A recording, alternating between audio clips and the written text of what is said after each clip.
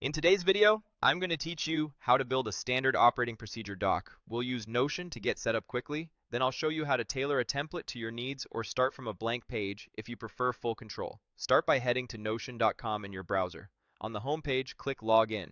For a fast sign-in, choose the Google option and select your Google account. Once you're in, make sure you're in the right workspace. Open the small arrow next to the workspace name at the top left to confirm or switch if needed. This ensures your SOP lands in the right place for your team. Next, open templates. Templates are pre-built pages designed to save you time and provide structure, which is perfect for an SOP. In the template library search bar, type SOP. Select the SOP option that appears, then click Add to bring it into your workspace. After that, click See Template to open it fully.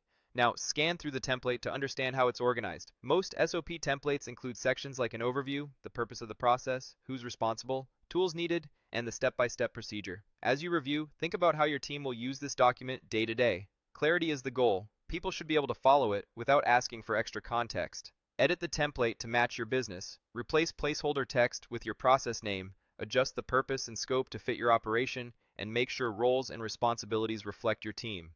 Update any sample steps so they are specific, sequential, and action-oriented.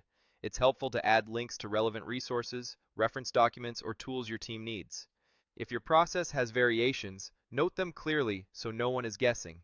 Consider adding an owner and a last updated date to keep your SOP current and accountable.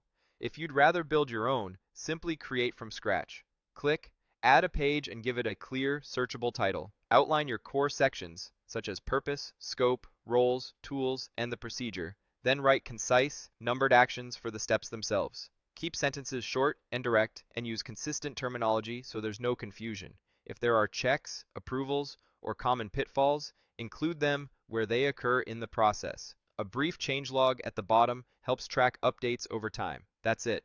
You've either customized a solid SOP template or created a clean, from-scratch document your team can rely on.